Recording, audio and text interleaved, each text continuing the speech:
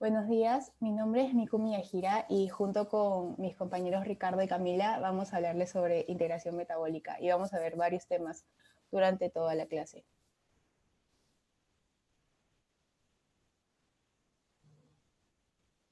Ya, primero vamos a hablarle del sistema nervioso, sobre neurotransmisores. Ya, la primera pregunta, ¿qué procesos ocurren cuando acetilcolina interactúa con los receptores nicotínicos a nivel de los nervios simpáticos? A, excitación de neuronas colinérgicas incrementando la liberación de acetilcolina. B, aumento de la gradiente de sodio, lo que permite la liberación de norepinefrina. C, disminución del AMP cíclico, lo que origina hiperpolarización de la membrana. Y D, aumento de IP3, lo que ralentiza la conducción de la membrana celular. Entonces le vamos a dar un tiempo para que puedan, contestar. Bueno, supongo que ya la vieron, pero igual les voy a dar un tiempo para que puedan analizar la pregunta.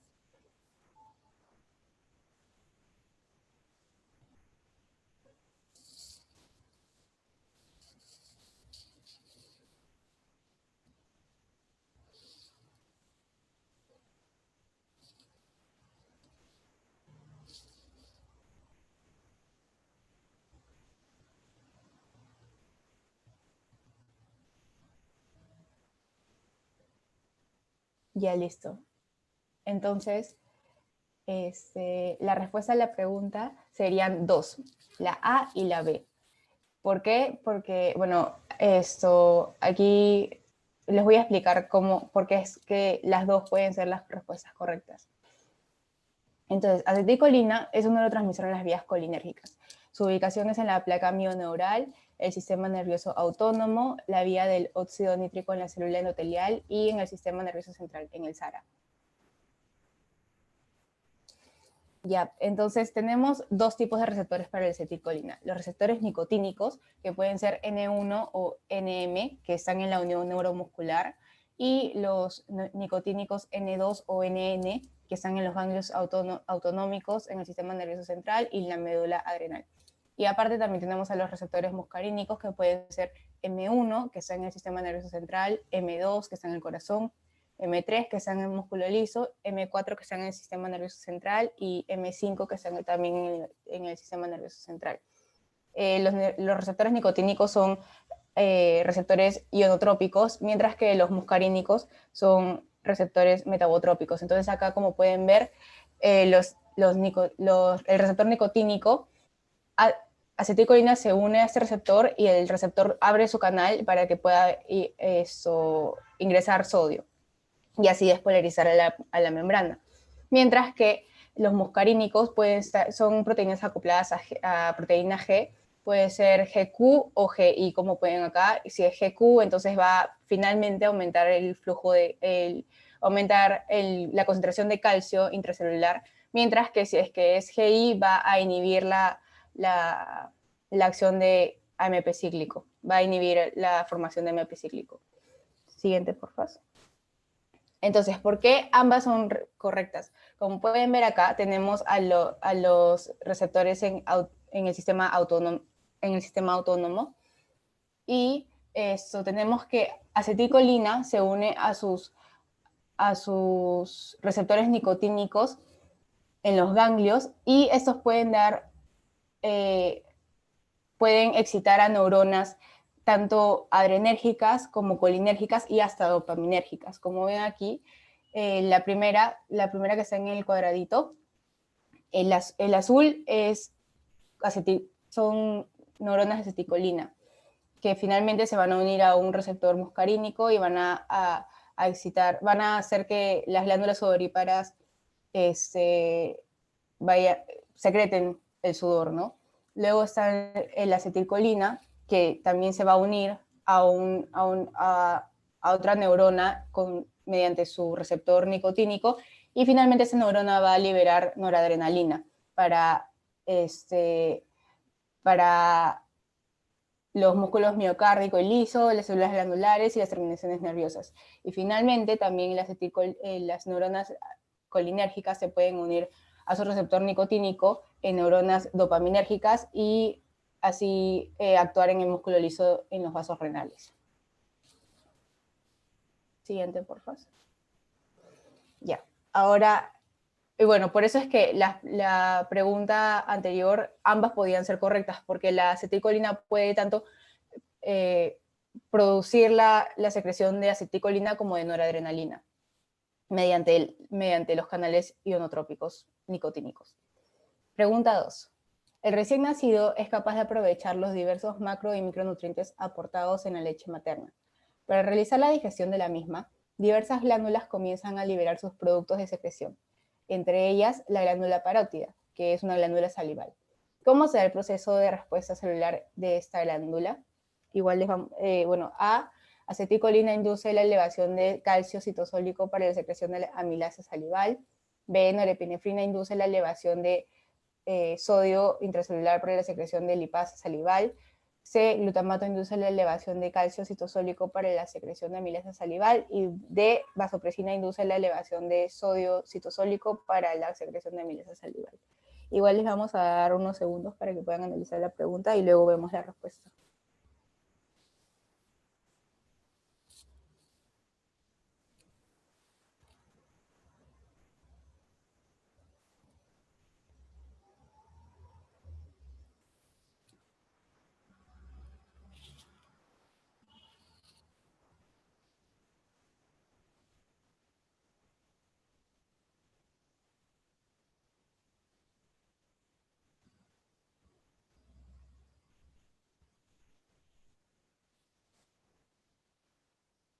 Ya, listo. Entonces podemos pasar a ver la respuesta. La respuesta sería A, acetilcolina induce la elevación de calcio citosólico para la secreción de amilasa salival. Ahora vamos a ver la respuesta. Bueno, ¿por qué se da esto? Ya, entonces aquí podemos ver que en el sistema autónomo, acetilcolina va a liberarse aquí en las glándulas exocrinas y se va a unir a su receptor muscarínico. Los anteriores que nosotros vimos eran nicotínicos y estos eran ionotrópicos. En cambio, este de aquí es un receptor, aquí pueden ver la M. Cuando estábamos hablando en la pregunta anterior estábamos hablando de los que están en los ganglios, todos son nicotínicos, como pueden ver. En cambio, acá estamos hablando de como que ya a nivel del órgano. En el órgano el receptor es muscarínico y estos son acoplados a proteína G. Y como pueden ver, como bueno, si seguimos a la siguiente, por favor. Ya, entonces aquí como pueden ver, los receptores que están en las glándulas salivales son M3, los receptores muscarínicos M3, y estos tienen acción GQ, o sea, están acoplados a una proteína GQ, y su principal acción va a ser aumentar la concentración de calcio citosólico para que al final las glándulas puedan eliminar todas las secreciones, ¿no? Ahora, ¿por qué no son las otras opciones? Como pueden ver aquí, los receptores adrenérgicos se dividen en dos, alfa y beta. Los alfa principalmente van a ser receptores GQ. Bueno, alfa 1 es GQ y sus células van a estar en principalmente su acción es diferente, ¿no? Principalmente en el músculo liso, pero no están ubicadas en las glándulas salivales. Ahora, alfa 2 es principalmente, es acoplada a GI, entonces su principal acción va a ser inhibir las acciones, entonces eso tampoco no podría ser. Ahora, todos los betas son GS, acoplados a GS, y principalmente es corazón, lipocitos, encéfalo, todos estos para aumentar la acción simpática, ¿no? En cambio, como sabemos, la secreción salival es una acción más parasimpática. Ya. Ahora, vamos a... ¿por qué no es vasopresina? Vasopresina no es porque, bueno, la vasopresina también se conoce como arginina vasopresina, ABP, hormona antidiurética o ADH. ¿Por qué no es? Porque esta se encarga principalmente del control a largo plazo de la presión arterial por medio de la acción en los riñones para incrementar la resorción de agua. Los receptores de vasopresina van a ser los receptores B1 y B2. Los B1 son mediados por GQ y los B2 son acoplados a proteínas GS, y no son principalmente por su ubicación, porque su principal acción es regular la presión arterial y están en el riñón, ¿no? Por eso es que no es esta la respuesta. Siguiente, por favor. Y finalmente, glutamato no es porque se encarga de la transmisión sináptica excitatoria, principalmente en el sistema nervioso central. Es un neurotransmisor excitatorio a nivel del cerebro. Entonces, por eso es que esta no es la respuesta. Bueno, tiene receptores ionotrópicos y receptores metabotrópicos. Tenemos en inotrópicos el AMPA, el K y el NMDA. Y en los metabotrópicos tenemos a los receptores del grupo 1 y los receptores del grupo 2 y 3. Siguiente. Ahora vamos a pasar a hablar de hormonas tiroideas. Entonces, mujer de 60 años acude a consulta y refiere ganancia de peso, intolerancia al frío y cansancio. También manifiesta que recientemente ha comenzado a estar menos alerta mentalmente, pero lo atribuye a la edad. Al ser interrogada, admite que ha sufrido de estreñimiento últimamente. Comenta que 2 miembros de su familia tuvieron problemas de tiroides. En la exploración física, está moderadamente obesa, tiene la piel fría y seca, la cara hinchada y una frecuencia cardíaca lenta, de 50 latidos por minuto. La glándula tiroides no se palpa. Aquí no tengo opciones porque lo saqué de un caso, entonces más bien les tengo una pregunta abierta, ¿no? ¿Cuál es la función de las hormonas tiroideas en la obesidad? Entonces podemos pasar a verla. Primero, más que nada, hacer un repaso del eje, que es importante para poder entender cómo funciona la glándula tiroides. Entonces, tenemos en el hipotálamo que va a secretar TRH. Este TRH es un tripéptido que se secreta en los núcleos paraventriculares del hipotálamo y actúa sobre las células tirotrofas de la adenohipófisis para que ésta finalmente secrete TSH. Esta TSH es una glucoproteína secretada por el lóbulo anterior de la hipófisis en respuesta a la estimulación de la TRH. Entonces, TRH va a hacer que se secrete TSH. Y esta TSH va a tener efecto trófico y de secreción en las hormonas tiroideas. Y luego estas hormonas tiroideas van a tener sus efectos en los órganos, pero también van a tener un efecto de feedback negativo. Entonces, a más hormonas tiroideas que nosotros tengamos, entonces estas hormonas van a ir también al hipotálamo y a la hipófisis y van a inhibir la secreción de TRH y TSH. Así se puede controlar esta secreción. No tenemos un exceso de hormonas tiroideas. Ahora, siguiente, por favor. ¿Qué pasa en la obesidad? Ya, vamos a hablar por puntos. Ahí ven las letritas, entonces les voy a decir qué pasa en cada letrita. En A, la hiperleptinemia va a estimular la síntesis y secreción de TRH y TSH, y esta va a modular al mismo tiempo la respuesta de la glándula tiroidea de la TSH. Como ya vimos, es como una cadena, ¿no? Uno va a estimular al otro. Entonces, si afectas a TRH y TSH, también se va a afectar si afectas TRH, también vas a afectar a la TSH. Y ahora lo que va a hacer esta modificación en la glándula tiroidea va a hacer que se inhiba la captación de yodo y la expresión de desimporte del sodio yoduro, que es el NIS. Entonces, este transporte lo que hacía era, para que pueda pasar el yoduro hacia la glándula tiroidea, y como ustedes ya saben, ese paso es importante para la creación de las hormonas tiroideas. Entonces, esto se inhibe. Y también se va a inhibir la secreción de tiroglobulina, la síntesis de tiroglobulina.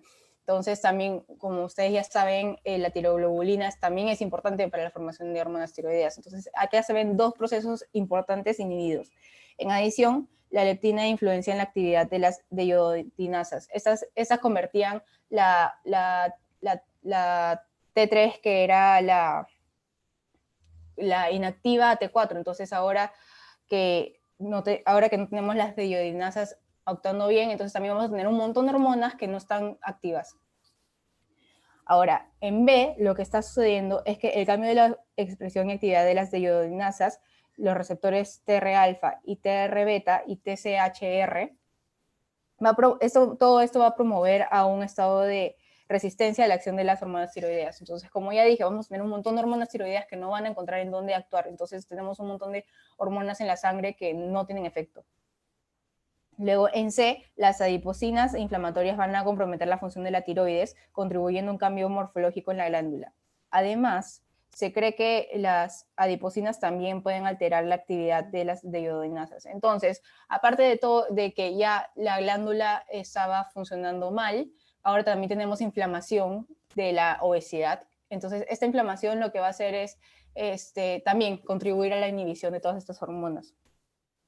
En D, la resistencia a la insulina en la obesidad parece contribuir con la reducción de la actividad de D2. Igual también, D2 también es una deiodinasa.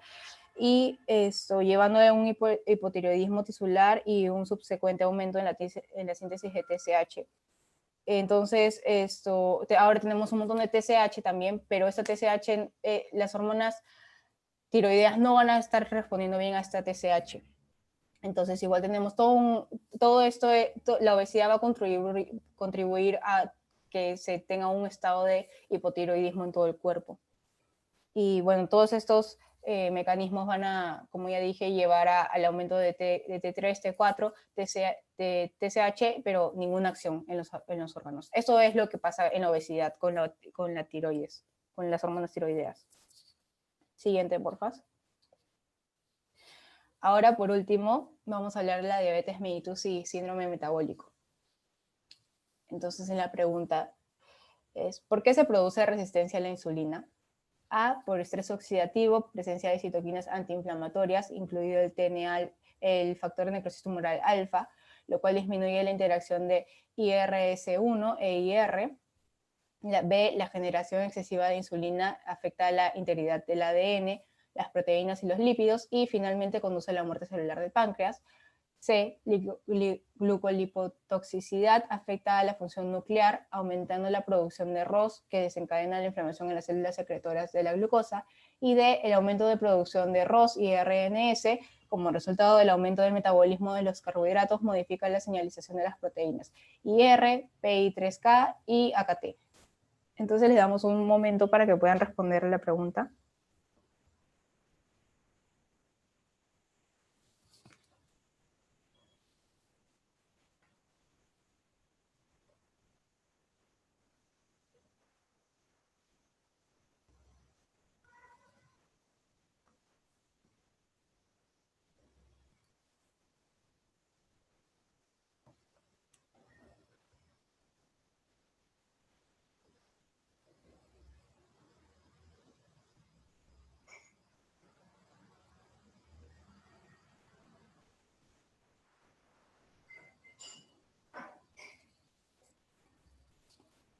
Ya listo, creo que ya podemos ver la respuesta. Entonces la respuesta es D, el aumento de la producción de ROS y RNS como resultado del aumento del metabolismo de los carbohidratos modifica la señalización de las proteínas IR, PI3K y AKT. Ahora vamos a explicar cómo es que esto sucede. Entonces, la sobrealimentación va a llevar a niveles altos de lípidos y glucosa. Y con el tiempo, estos van a desarrollar obesidad y síndrome metabólico, ¿no? Y finalmente, estas dos condiciones, tanto el síndrome metabólico como la diabetes, van a generar un estado proinflamatorio. Pero este va a ser en un grado, como que un grado de inflamación leve, pero siempre va a estar presente. Siempre vamos a tener un poco de inflamación cuando tenemos diabetes y síndrome metabólico.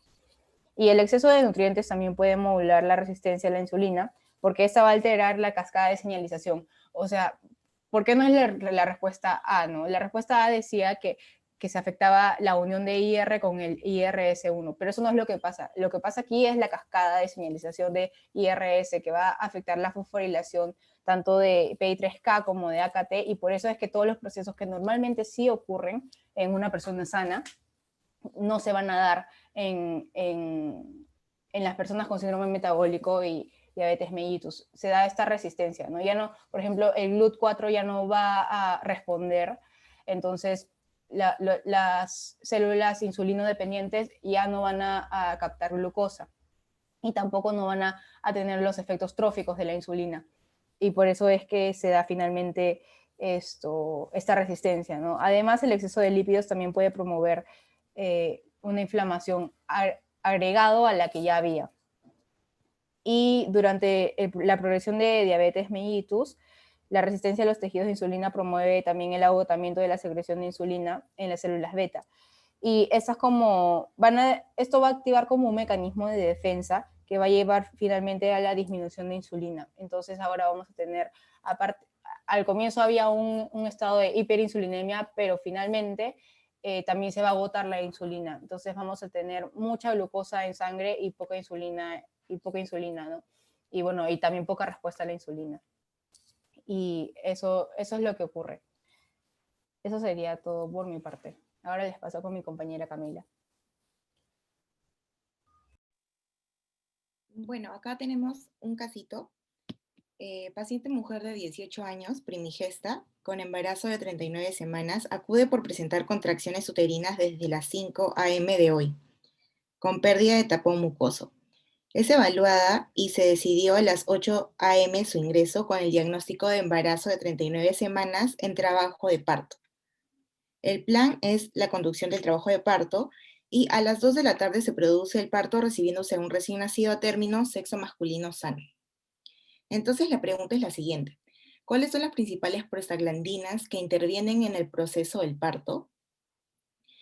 Nos dan 4 opciones. La A es la prostaglandina F2 alfa y prostaglandina E2.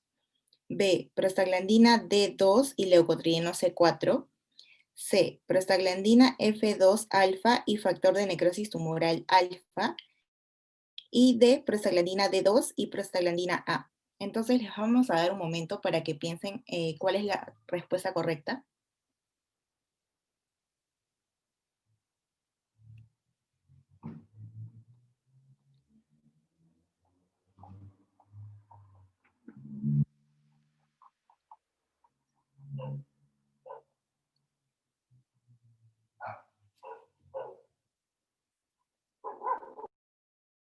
Bueno, entonces acá vamos a explicar en este cuadrito algo breve antes de dar la respuesta correcta, que espero ustedes ya las tengan. Para empezar, los fenómenos uterinos como la contracción y la relajación del miometrio son regulados por prostaglandinas que se encuentran en la decidua, donde hay un aumento de receptores de la prostaglandina F2 alfa en el embarazo a término. Hay otra prostaglandina, que es la E2, que justamente es detectable en líquido amniótico y suele ser producida por las membranas fetales corioamnióticas y en la placenta. Básicamente estas son dos, como vemos en el cuadro, los que cumplen el rol en lo que es la dinámica uterina, ¿no? Ahí vemos que la prostaglandina E2, dice en embarazadas, ayuda a la contracción uterina, la dilatación y al borramiento cervical, y la F2 alfa en la contracción uterina. Acá tenemos una imagen donde nos muestra cómo es la contracción del músculo liso en el miometrio. Bueno, acá vemos esta célula del músculo liso, sobre la que tiene acción la oxitocina, como vemos ahí arriba, la trombina y la prostaglandina F2 alfa. Estos se unen a una proteína GQ, la cual activa la fosfolipasa C, dando como resultado una salida de calcio del retículo sarcoplásmico, como vemos aquí. Y también, este calcio sale hacia el citosol. Ahora, no es la única manera de obtener calcio en el citosol. También vemos acá que hay un canal donde va a entrar calcio extracelular y por ende vamos a tener un aumento de calcio citosólico.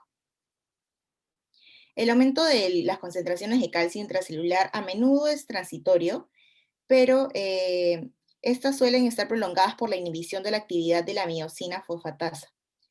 Asimismo, vemos en la parte de acá derecha un gráfico donde la actina y la miosina, en la contracción, la actina alfa ya pasó de forma globular a fibrilar. Entonces debemos recordar, y como se ve en la imagen, el calcio que entró a la célula se combinó con la calmodulina, como vemos aquí, para formar complejos que activan la sinasa de cadena ligera de la miosina con el fin de fosforilar la miosina. De esta manera se induce el deslizamiento de la actina sobre la miosina, lo cual hace que se contraiga el útero.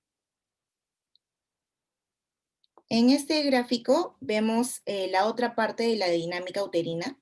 La relajación se lleva a cabo por ciertos ligandos, como vemos aquí, la hormona liberadora de corticotropina, simpaticomiméticos y también la prostaglandina E2,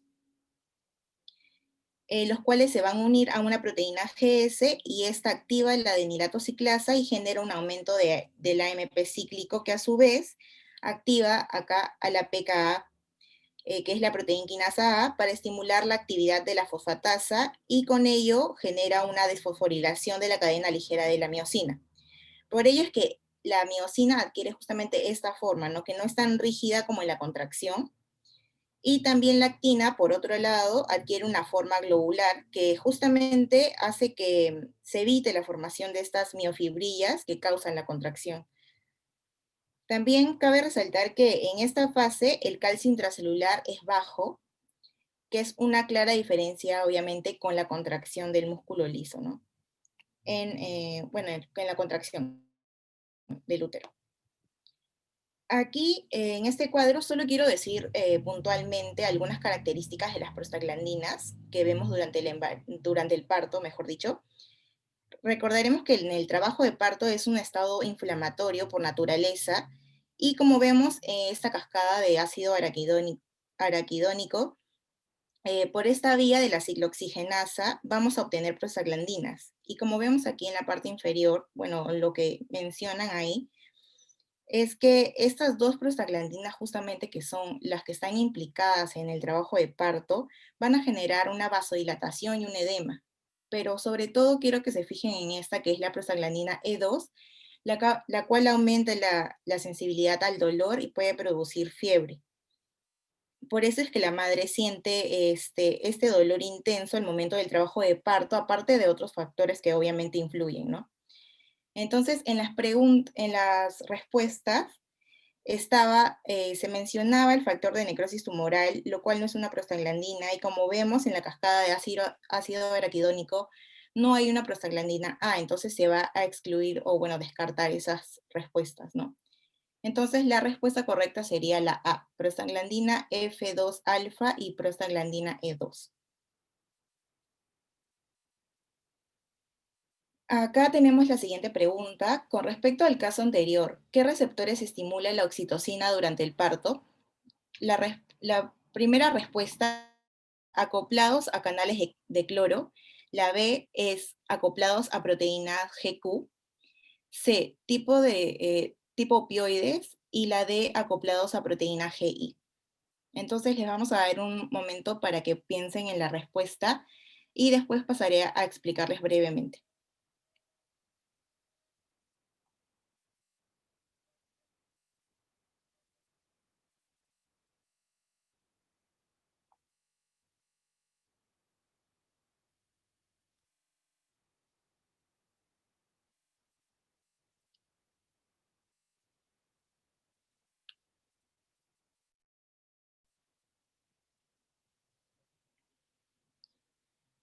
Bueno, esta pregunta se responde fácilmente con lo explicado hace un ratito. Vamos a seguir viendo esta imagen, donde en esta imagen vemos la diferencia entre la contracción, que es esta acá, y la relajación. Comenzando por los receptores, a gran diferencia, en la relajación depende mucho de los ligandos, como ya había mencionado, los simpaticomiméticos beta 2 o las prostaglandina E2, se van a acoplar se van a unir, mejor dicho, a una proteína acoplada GQ y GS, perdón, y la oxitocina, trombina y prostaglandina F2 en la contracción se van a unir a un receptor acoplado a proteína GQ. Recuerden que en la contracción necesitamos la salida de calcio al citosol para la formación del complejo calcio-calmodulina y de esta manera vamos a generar las uniones miosina-actina para la correcta contracción del útero para la salida del feto, ¿no? Entonces, en este caso, la pregunta es muy directa y nos dicen qué receptores estimula la oxitocina. Y como vemos acá en la imagen, la oxitocina va a unirse a esta proteína GQ. Entonces, bueno, para que se dé la contracción, ¿no? Entonces, la respuesta correcta vendría a ser la B, acoplados a proteínas GQ. En la siguiente pregunta te dicen, en la membrana vasolateral, el hierro es liberado por la ferroportina en forma, y dejan un espacio para completar, y convertido en, también dejan un espacio por la plasmática, para que sea captado por la que lo transporta y distribuye al resto del organismo. Entonces, aquí les voy a dejar un ratito también para que puedan pensar en la respuesta correcta y después pasaré a explicarles.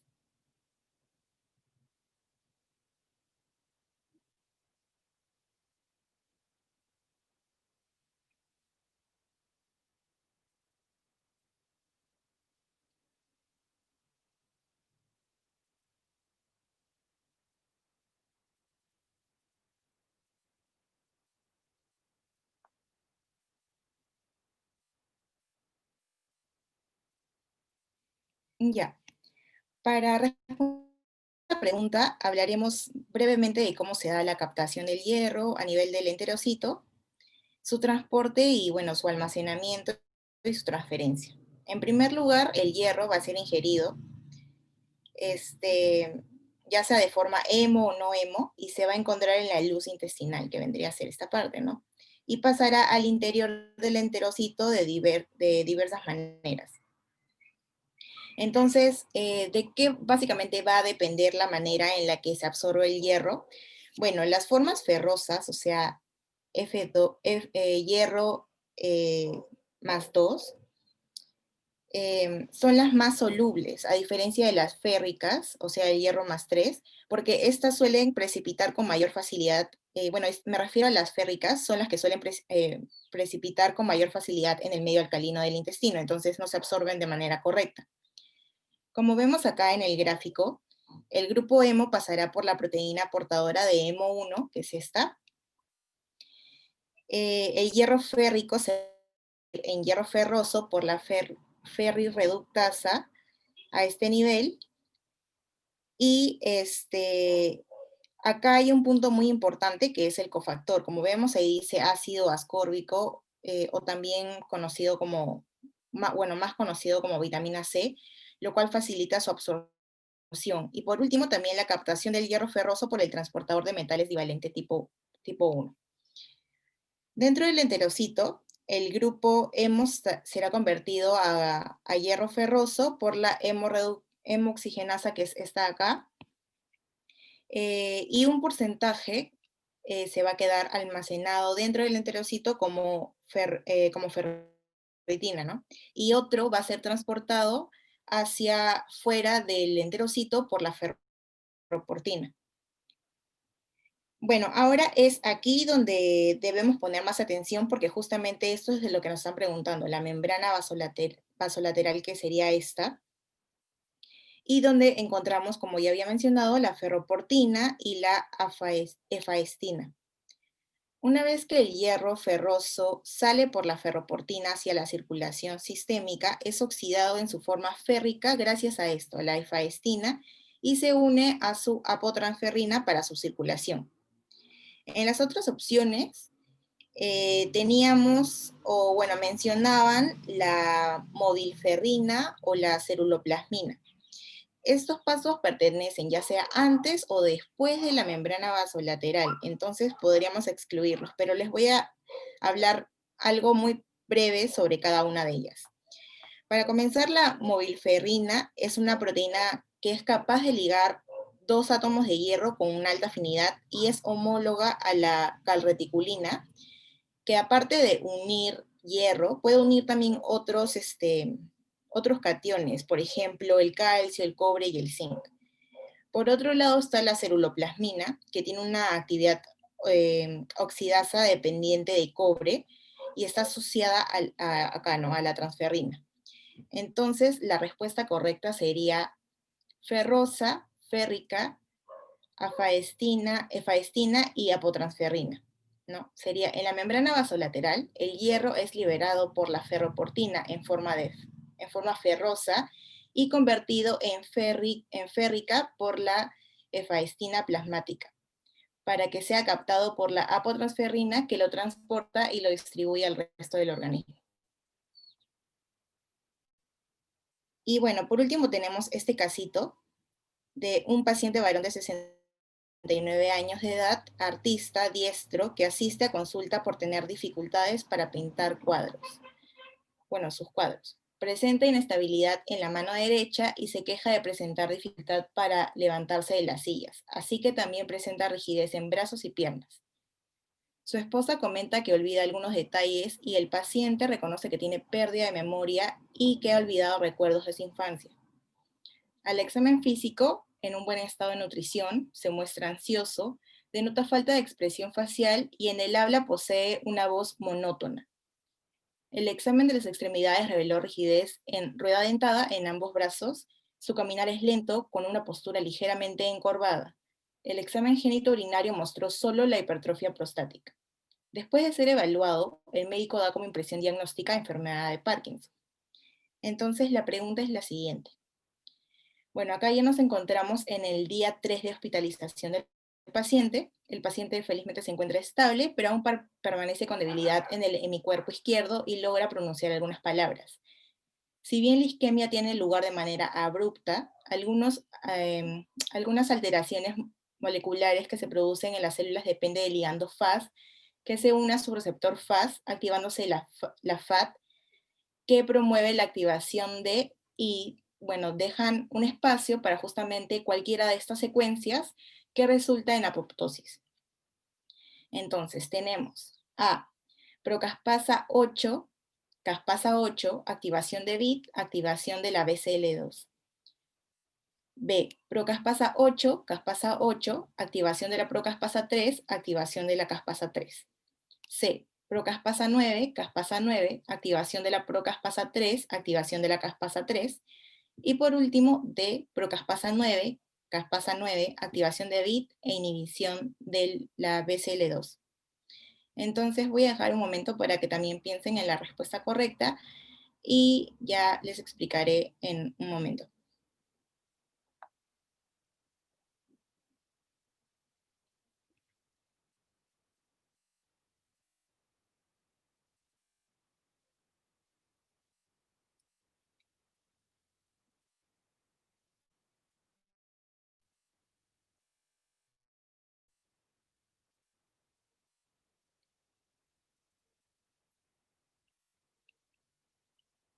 Bueno, para responder esta pregunta, vamos a ver este gráfico. Aquí lo que vemos es la vía extrínseca de la apoptosis, como leemos ahí arriba. También tiene una vía intrínseca, pero para responder esta pregunta en específico vamos a ver los pasos solo de esta vía. El ligando Fas, como vemos acá, se va a unir a su receptor Fas, también llamado receptor de la muerte, bueno, receptor de muerte. Automáticamente este FAT se une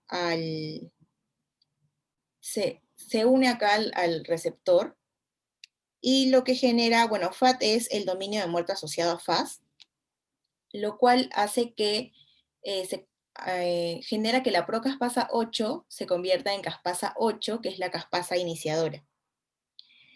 Una vez activada esta caspasa 8, activa otras caspasas ejecutoras, que una de las más importantes sería que pase la procaspasa 3 a caspasa 3, y por otro lado también va a activar esta proteína DIT, la cual puede promover la salida del citocromo C y activar la caspasa 9.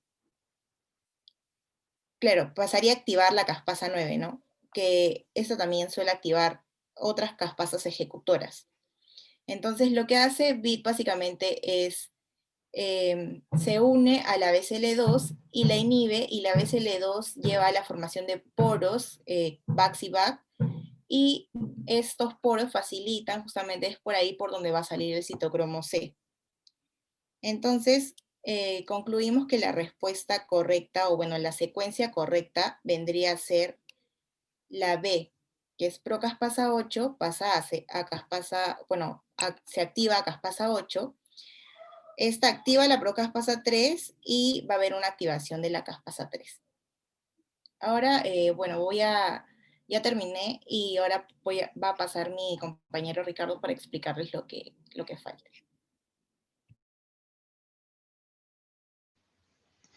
Continuando con la exposición, ahora vamos a hablar lo que es sobre las mutaciones y el cáncer. Entonces, para esto hemos planteado esta pregunta que es, señale la respuesta correcta en relación a la carcinogénesis. Las alternativas son, los oncogenes se comportan de forma dominante, la mutación de genes supresores de tumores origina una activación de función normal, el gen del retinoblastoma es un oncogen y el gen RAS es un gen supresor de tumores. Ahora les damos unos segundos para que puedan leerla y analizarla.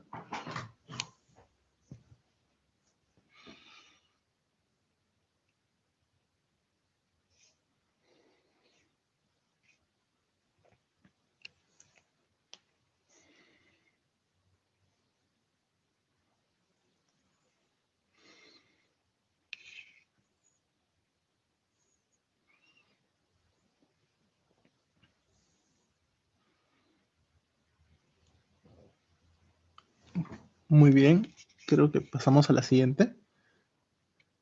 La respuesta a esta pregunta era la A, los oncogenes. Y más adelante en estas diapositivas vamos a ir desarrollando por qué es la respuesta de la pregunta. Pero antes de eso, un poco el contexto de todo esto, lo que es el ciclo celular, cómo es que se originan esto de las mutaciones, qué es un oncogen, qué es un gen supresor de tumores. Entonces, partimos desde el punto de qué es un ciclo celular. Esto está dividido básicamente en dos fases, interfaz y fase M. La interfase a su vez va a estar dividida en tres fases. Una fase G1, fase S y fase G2.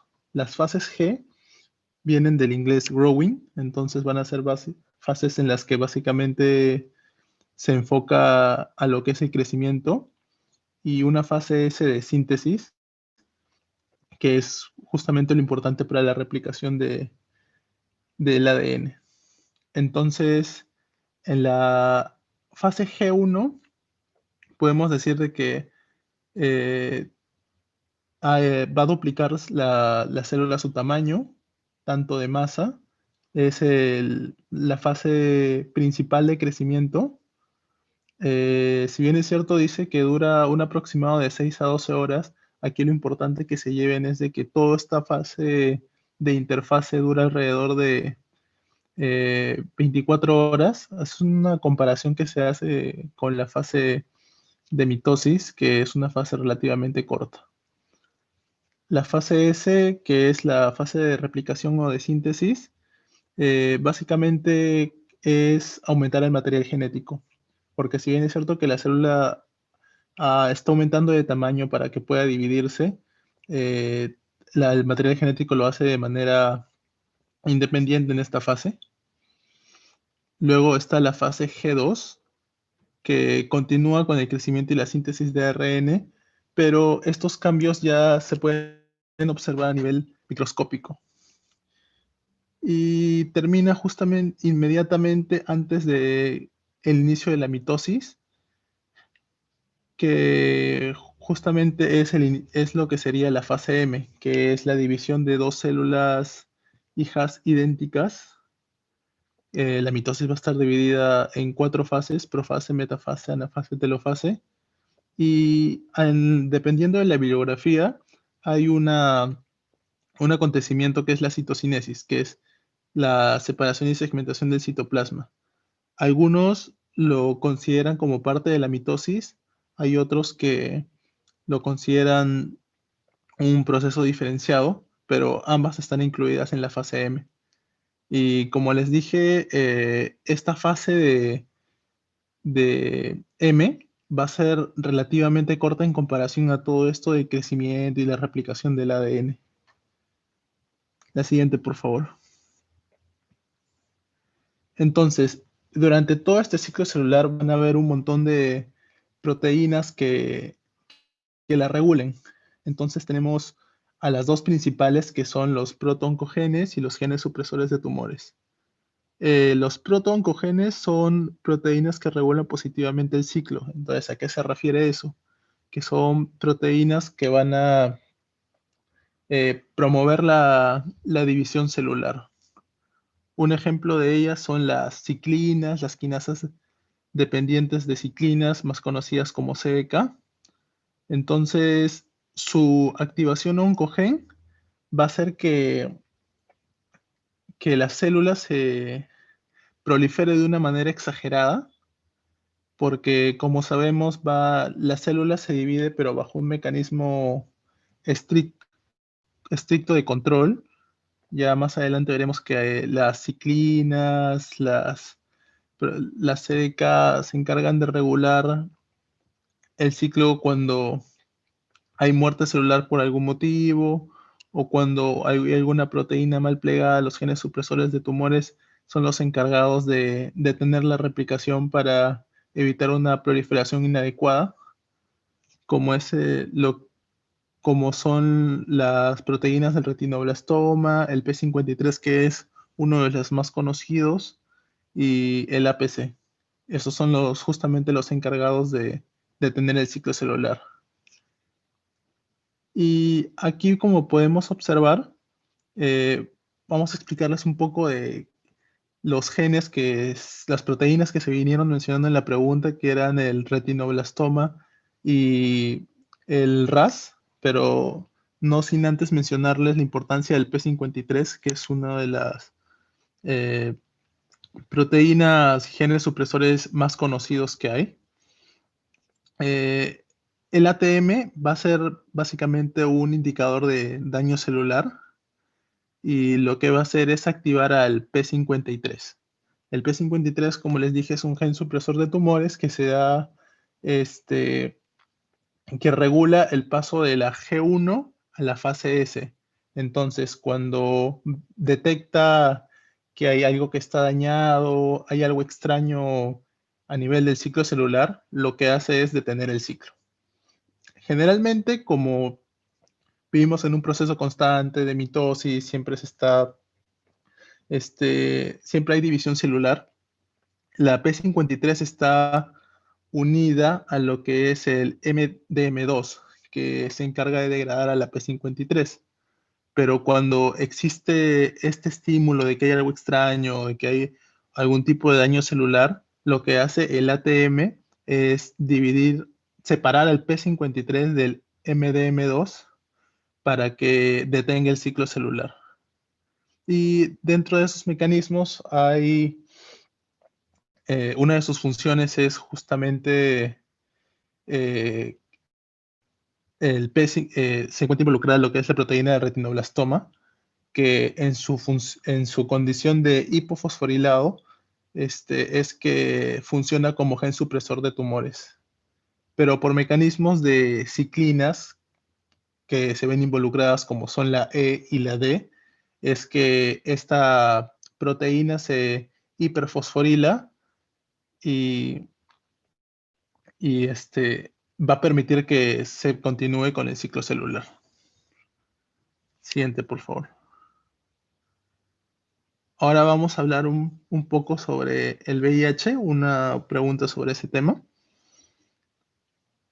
En la práctica clínica habitual, a los pacientes infectados por el virus de inmunodeficiencia humana que están siendo sometidos a tratamiento antirretroviral, la herramienta de laboratorio para a corto plazo conocer si el tratamiento está siendo eficaz es A, los niveles de linfocitos TCD4 que aumentan rápidamente si el tratamiento está siendo eficaz.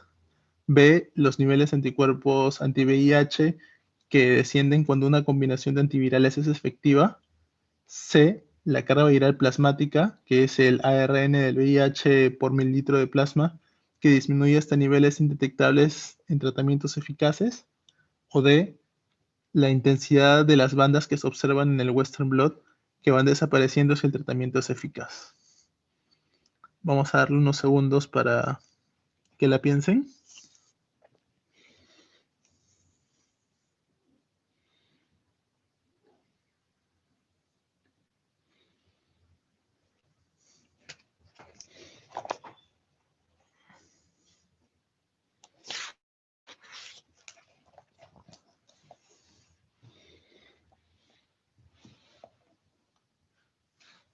Muy bien, ahora veremos la respuesta.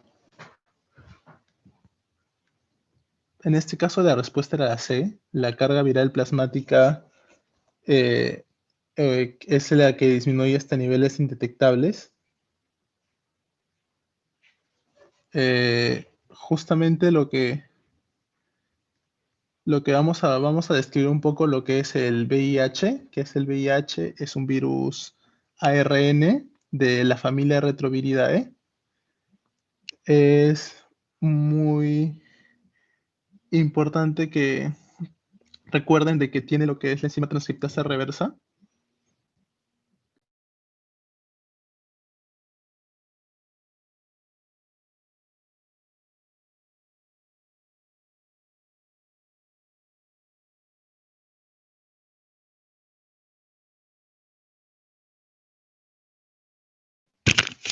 Disculpen, ¿se me escucha? ¿Se me escucha? Creo que se me fue el audio. Sí, Ricardo, se te escucha bien. Eh, bueno, entonces, como les venía mencionando, es importante que recuerden que hay 4 proteínas importantes. En este caso, 2 a nivel de la envoltura, que es lo que recubre el material genético del virus, que es la proteína G120, que se encarga para la unión a la proteína CD4, que es la principal que se ve afectada por este virus, y la glucoproteína 41, que es el que se encarga de que una vez unido, estas se puedan unir con la célula del huésped y hay una función de membranas. Por último, explicarles un poco el mecanismo de lo que es el VIH. Eh, Camila, no sé si me disculpas un momento, me están llamando de manera urgente. Un minuto. Sí, está bien.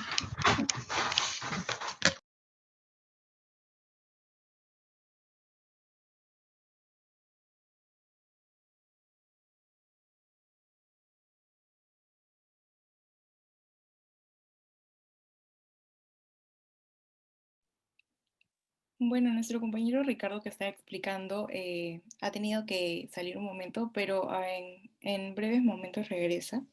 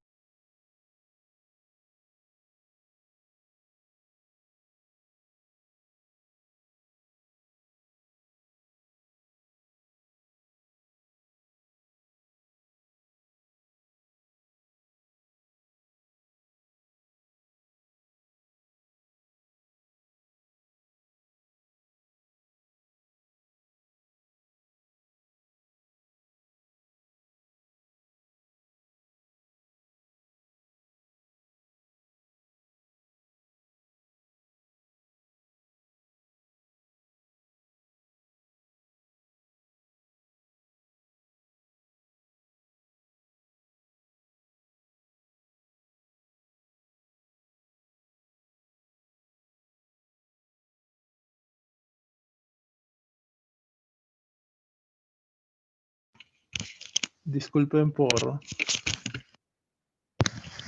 la, por el inconveniente. Tuve un inconveniente que tenía que solucionar de manera urgente.